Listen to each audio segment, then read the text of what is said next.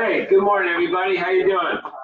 Welcome to Breakfast with Brian. Let me turn the radio down. And welcome to Breakfast with Brian. Thank you for joining me here today, Wednesday, May 22nd, in my kitchen. And I'm just going to have a simple little breakfast. And I'm going to talk about garden tips. Garden tips being cups. Hey, Luke, how you doing? Hope everything's going good for you up there. Okay, well, here, I got my toast because I'm going to do toast and almond butter. So let me get my almond butter on my toast before it gets too cold. So I'm going to use a little bit of Trader Joe's raw. And this I bitched about because it was very, very oily and not thick enough. I didn't really like it. But anyway, I went to, what's that place? There's another place in the next town over, Big Lots. Okay, so they have cheap stuff. It's like a dollar store and that kind of stuff. So anyway, I saw that they had some crunchy almond butter. I figured I'd try this one. I've never tried this one before. I'm going to give it a shot. So let's open it up and see what we got. Got a nice gold seal here. And it comes off super easy. And I see that there's like no oil in here, and I had turned it upside down. I turned it upside down and put it in the cabinet for the last 2 days to see if there was any oil that would drip to the front. That's a little trick you do with your peanut butters and your spreads. If they have oil in them, turn them upside down and let the oil come back down through all of your peanut butter or your almond butter or whatever it might be. I won't be home today, Luke. I'm going to work. Up by Temple. So anyway, we'll talk later. But anyway, so I'm going to try this crunchy almond butter. This is a crunchy almond butter, and here's the Trader Joe's raw almond butter, and you can't quite see it in there, but you can see that it's really drippy, right? It drips right down because there's so much oil in it, and it's raw, and I understand a certain amount of that, but here's the other stuff. It just sticks nice and thick. So I'm going to put some of this on. I'm going to put on one of my slices here. And I'm going to try this crunchy. It looks good. I didn't read the ingredients. I need to do that again to make sure that it's totally good for me. But that's beside the point. Okay, so I just want to get this on. And I'm not supposed to eat anything until I do my internal shower. That was wrong. I can tell there's a lot of sugar in here. I didn't read the ingredients, but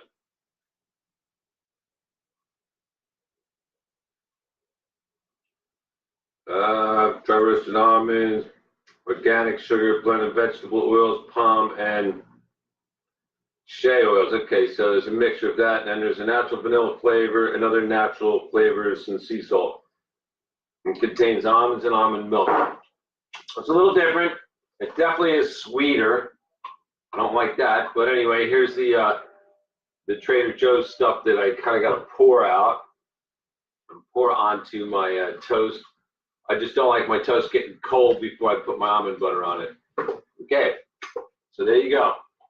Here's my breakfast, and let me get started here, and then I'll talk about the garden tips I'm gonna turn everybody on to. Okay, first thing I do is water inside my body. I took a shower, I stretched, and I got a shower already, and I've already been up and out and watered my garden, my one garden, and I got to water the spice garden upstairs on my deck, and so on and so on. I'm just getting busy early in the mornings. But anyway, here's the water. First thing I put in my body, water, Philadelphia thing, but water. Cheers.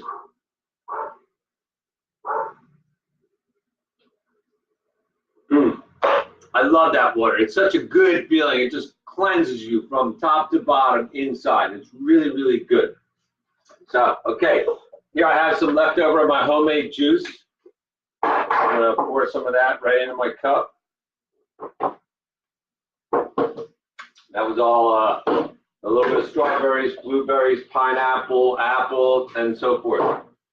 Okay, and this is my turmeric. I take this for my for anti-inflammatory, for my arthritis and me working all the time.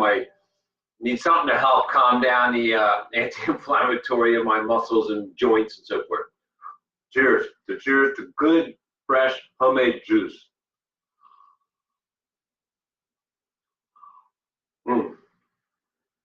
That's killer. Okay, I wanted to show you something I picked up at the garden today. For Dave, you know where, man. We saw the strawberries yesterday. Well, I picked some yesterday, and here's some more. Fresh strawberries. I never ever got strawberries like this. I've never ever. I've tried many, many different times in strawberry containers, hanging baskets, bigger baskets, ones on the ground, in the gardens, in different areas. I've tried and tried and tried. I've never had any luck. This year or last year or 2 years ago, I planted a strawberry plant in my garden, and I figured I'd just let it go. Okay, well, it survived this past winter, and it is producing like crazy, and I am loving it. Thank you. Somebody, thank you very much. I'm getting strawberries, fresh, killer strawberries. Oh, it is so good. Fresh out of my garden. I just picked them about 20 minutes ago, and I'm eating them now. It's killer. I love it. So, okay, I my breakfast, took my water, my supplement, my juice. Now, I'm going to talk to you about a little garden tip.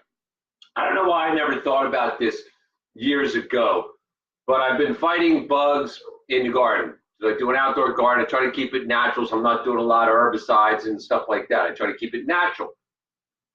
So anyway, I came up with the idea. Martin, a friend of mine, turned me on to saving my eggshells.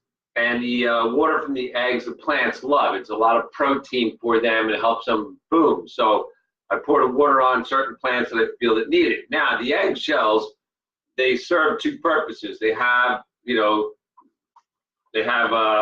minerals and stuff in the shell itself. So it's good to mix into your dirt and so forth. Now, the other reason I'll use the eggshells is sort of like razor blades. Now you say razor blades, eggshells, razor blades. Well, that's really weird. Yes, it is. It is weird. But I have slugs. Anybody know what a slug is? Little squishy thing with two little tentacles, and they slither and slither and slither. Well, anyway, the last couple of years I've been getting slugs in my garden, and the slugs tend to climb up the stem of the plant, and they will reach out and latch themselves to peppers. Bell peppers, doesn't matter if they're hot peppers.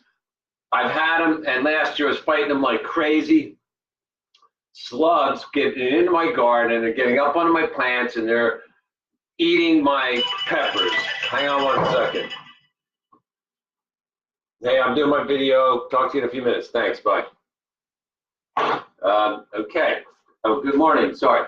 Anyway, so I use the eggshells, and I put them around the base of my pepper plants.